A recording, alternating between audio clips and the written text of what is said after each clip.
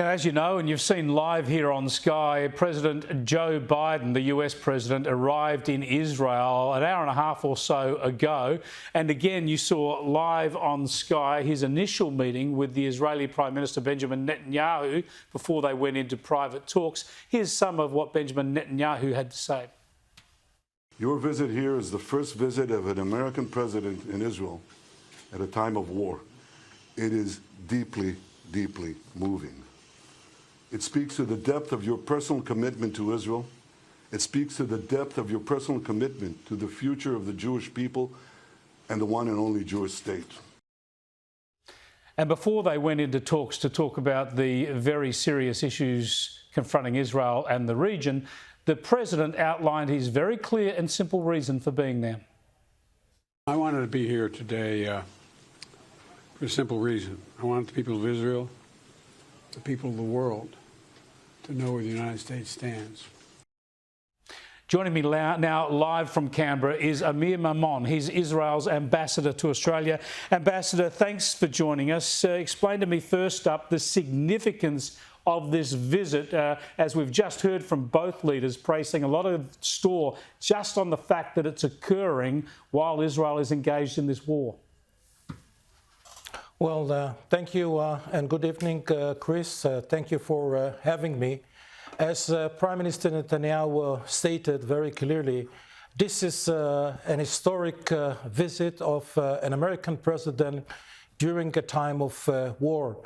I think that it demonstrates not just the solidarity of the Americans, the American administration under Biden, but also demonstrate the commitment of the United States of America to the security and defense of the State of Israel. Now, has the bombing, the explosion near the hospital in Gaza poisoned the well for the president's visit before he even arrived? It was blamed on Israel. Israel has now demonstrated how it was actually a failed Islamic Jihad rocket. It was a rocket that was intended to strike Israel that has caused damage in Gaza. But already the Palestinian leadership, Mahmoud Abbas, and of course the Jordanian king and the Egyptian president will not meet the president in Jordan after he's been to Israel. Does that preclude any sort of decent advance on the issues during this visit?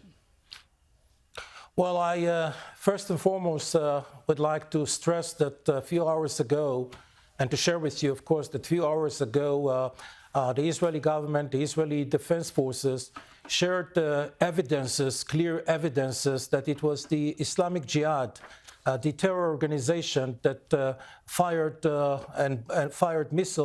missile that hit the hospital. Unfortunately, quite a number of media outlets worldwide, but also here in Australia, were very quick to blame Israel. And I noticed that in the recent few hours, some of them deleted some of the posts that they posted. President Biden was very clear about it, and he was referring in his opening remarks about the other side. So it's important to emphasize that the other side is a terror organization that is not refraining, is exploiting and using its own citizens to defend their weapon systems. That's what the world needs to be to see and to know. Let's just have a look at President Joe Biden referring to that explosion. I was deeply saddened and outraged by the explosion at the hospital in Gaza yesterday. And based on what I've seen, it appears as though it was done by the other team, not you. Now, there we go. Ambassador, as you were just saying, this is a war against a terrorist organisation. Yet the president was going to meet with those leaders I mentioned earlier.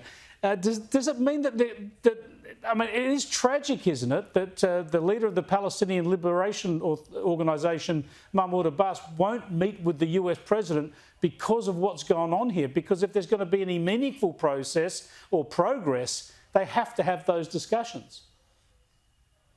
Well, as this is the beginning of the visit, many things can happen in a relatively short period of time. He is planning to stay in Israel for several hours. So let's wait and see if the Palestinians and the other parties will refrain from having some sort of communication with the American president, with the president of the superpower.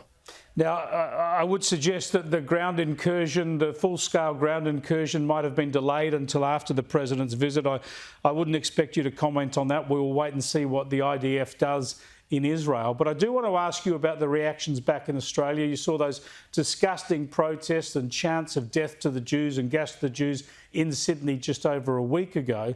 And now you have the Greens political party moving motions in our parliament condemning Israel, accusing you of war crimes and making all sorts of other allegations.